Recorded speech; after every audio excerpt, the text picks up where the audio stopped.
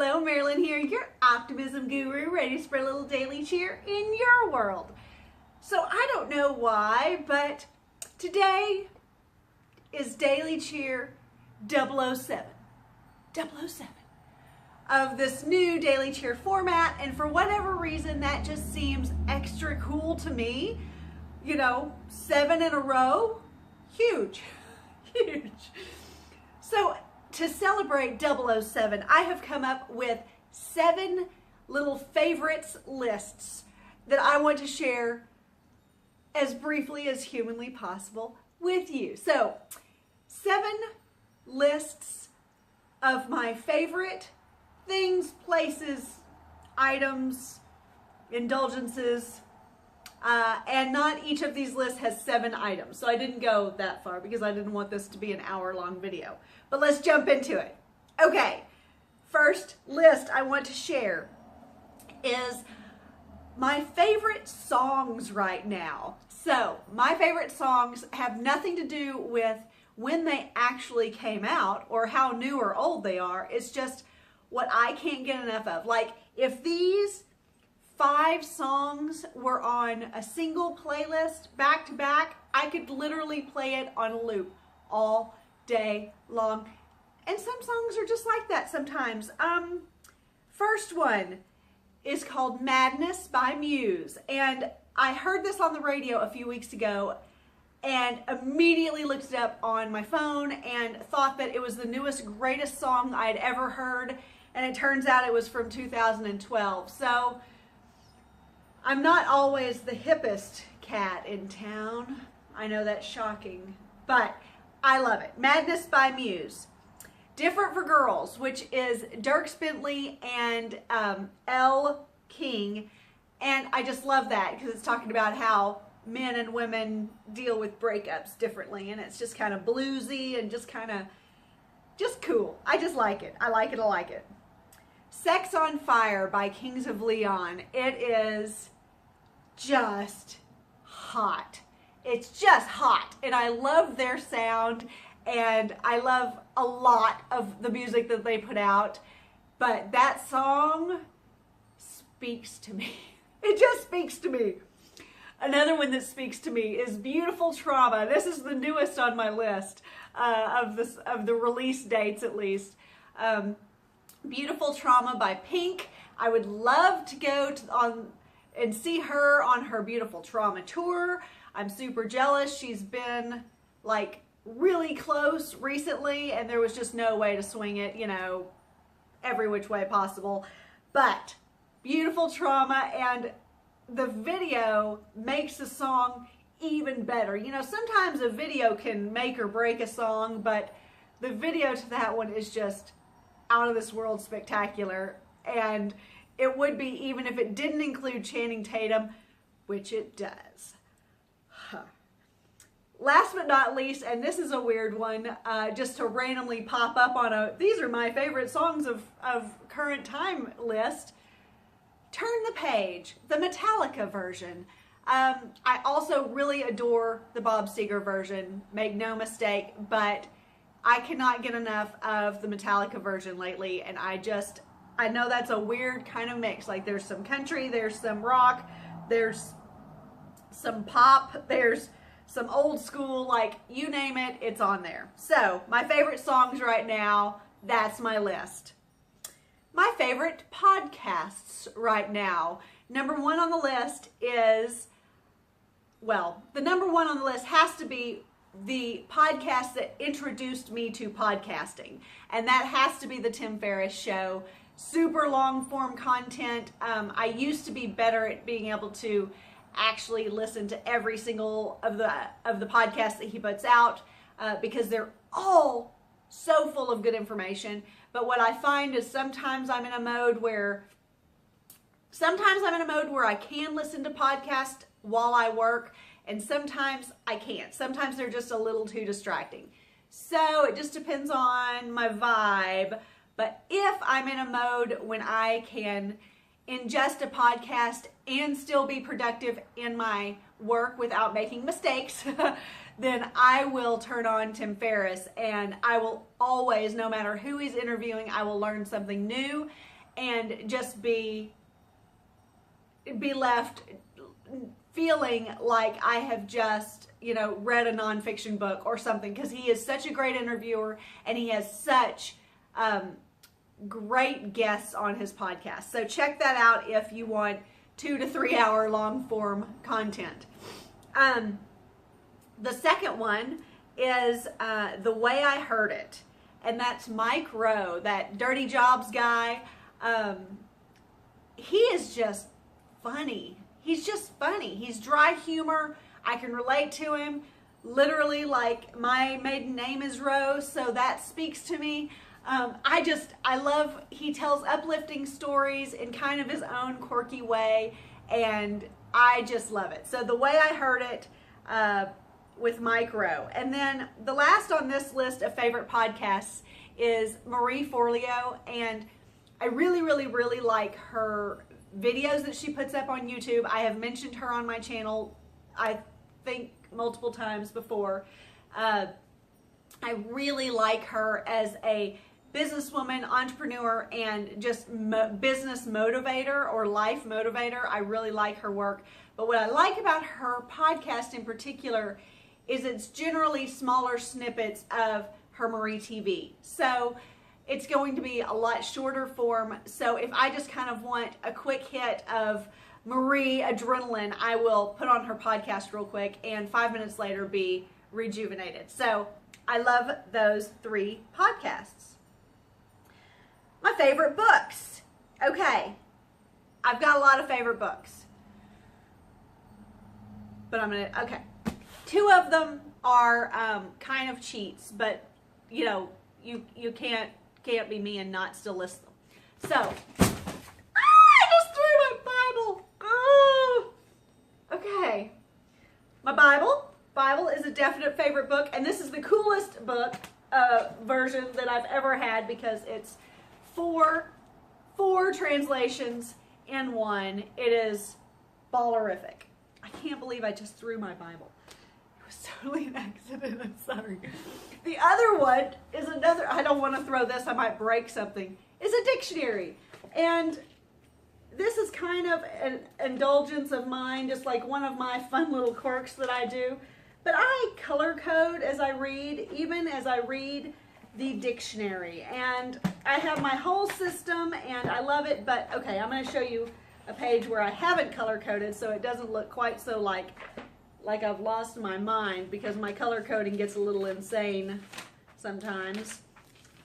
But this is a fabulous giant dictionary, and if you have been with me long, you know that I am obsessed with reading the dictionary, because it increases your IQ, it improves your vocabulary. Clearly, I mean, look at how much depth and knowledge and wisdom I have to impart on you. I mean, it's because I read the dictionary. Hello. Anyway, I think everyone should read the dictionary, even if it's not the biggest, baddest mumbo jumbo dictionary that you can possibly find in the bookstore. And then I have this stack. Think and Grow Rich by Napoleon Hill, a classic. I only have it on CD. I can't find my paper copy. I do own it, but I cannot find it at this moment. The Shack, William Paul Young. I know that people have love-hate relationships with The Shack, but I love it and I read it about twice a year. To me, it just is powerful.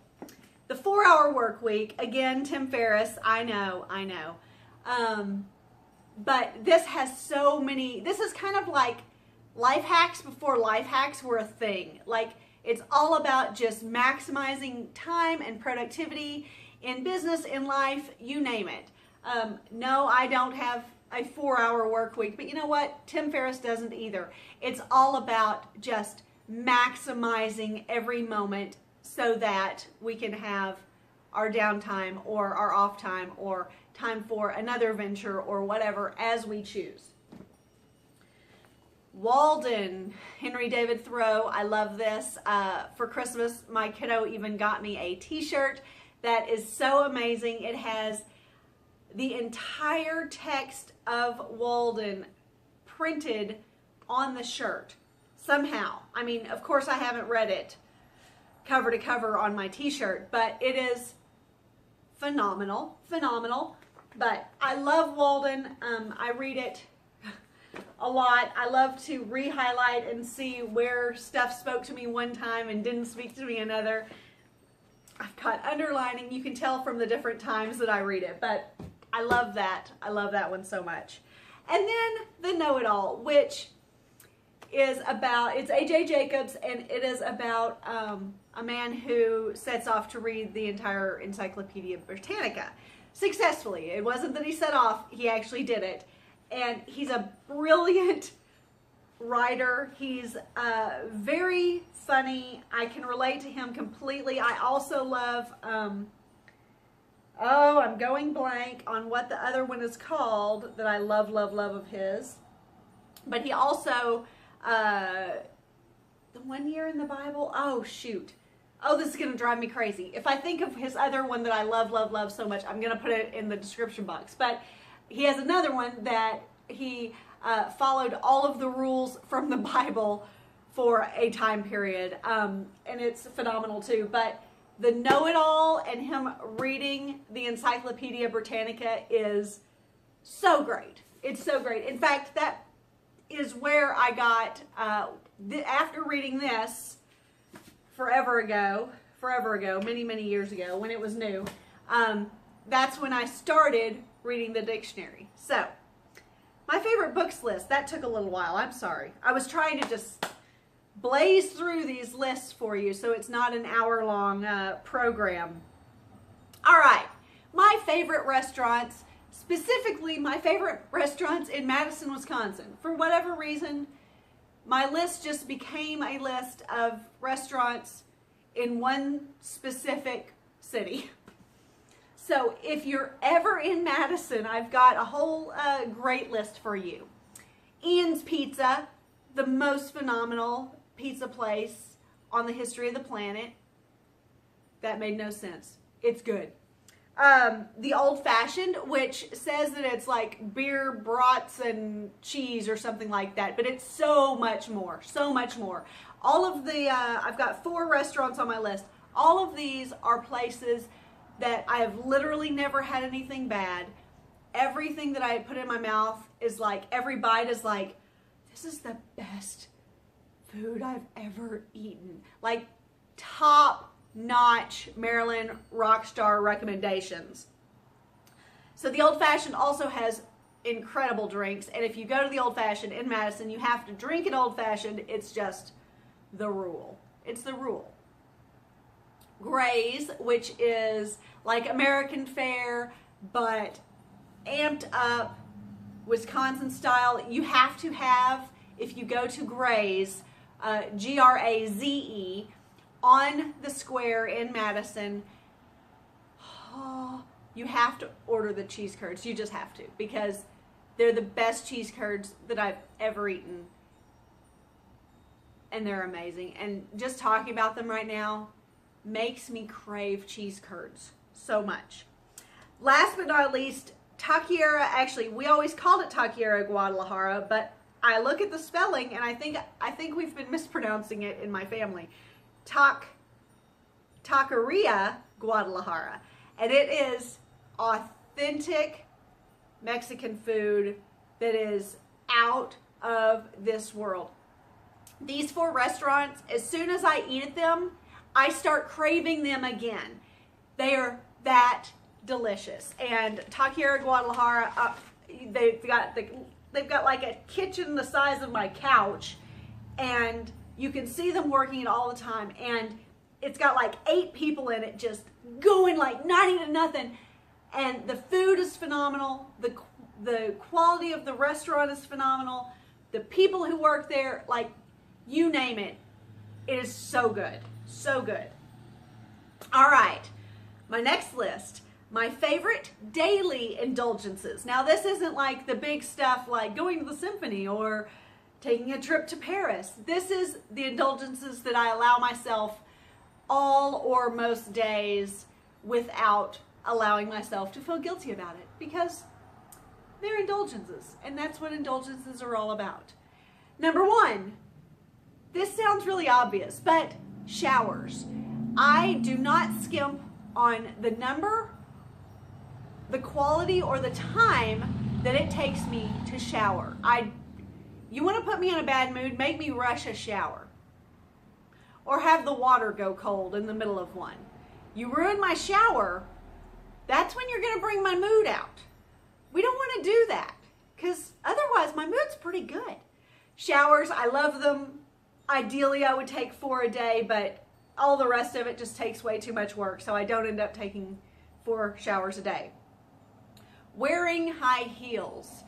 Definite daily indulgence that I love. I don't think feet are particularly attractive, but feet in heels are usually more attractive. Legs always look better when they're in heels. Always, always. And in high heels, you're taller, and so therefore you look more streamlined and slim. It's a win-win, win-win-win all the way around.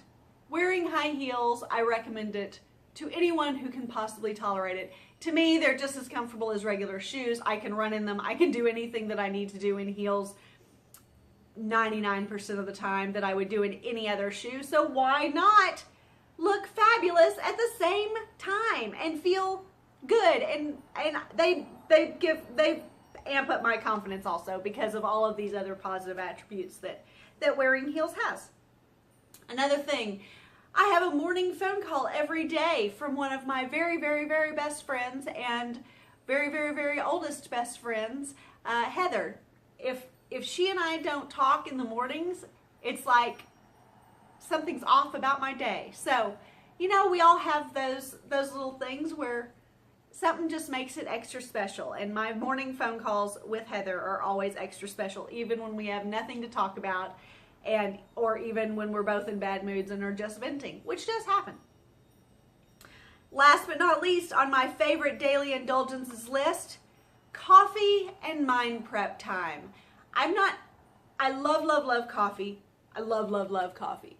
Lately, I haven't been drinking as much of it. For some reason, it just hasn't been high on my priorities list. But whether it's coffee, hot tea, or even just hot water, I love a warm mug of liquid in the mornings, and I'll either read my Bible, I'll read something like a study that we're doing in Sunday school or something like that, or I will just read something else positive and uplifting and motivational. I will not read the news. I don't want to see anything with a negative spin.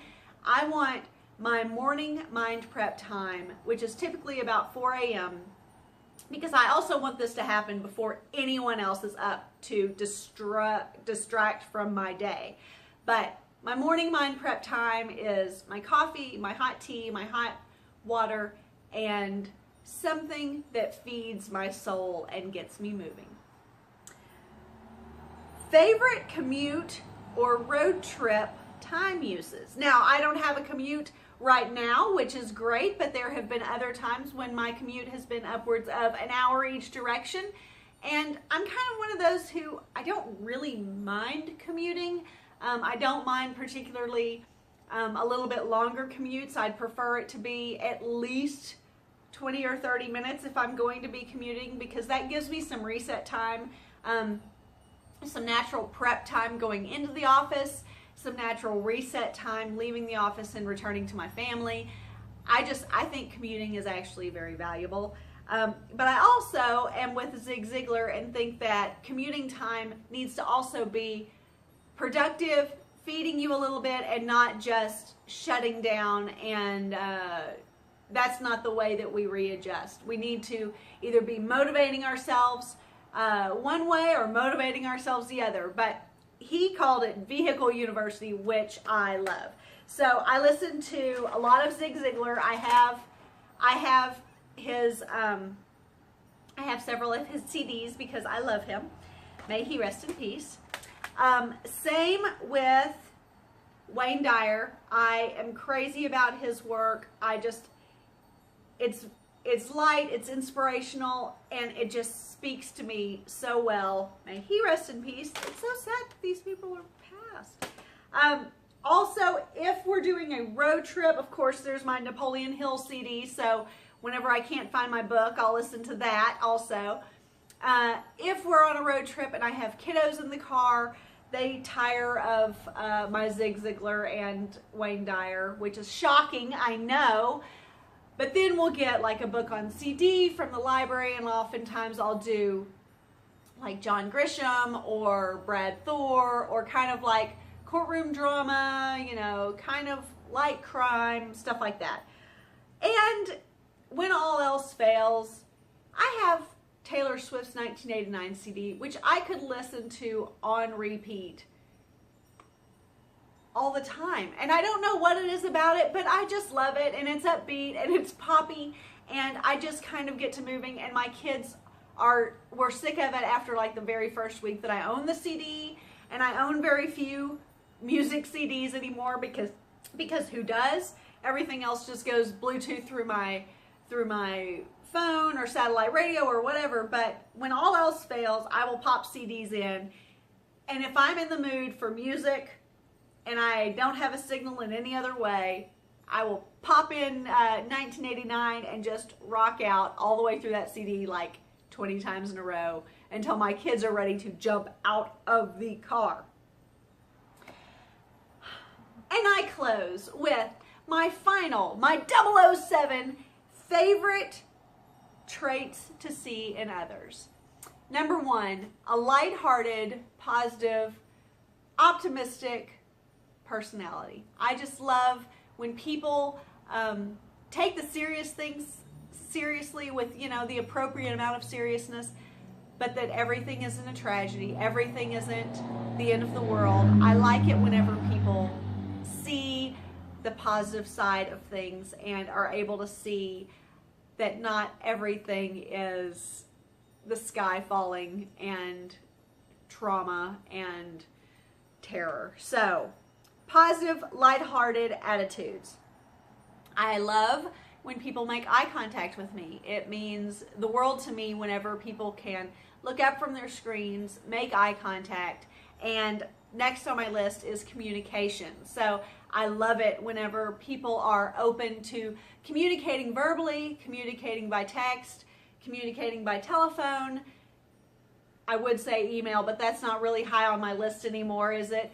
You know, Facebook Messenger. I appreciate whenever people show you that you matter to them through the time and the effort that they put into their communication. So that means a lot to me. Those eye contact and communication are huge.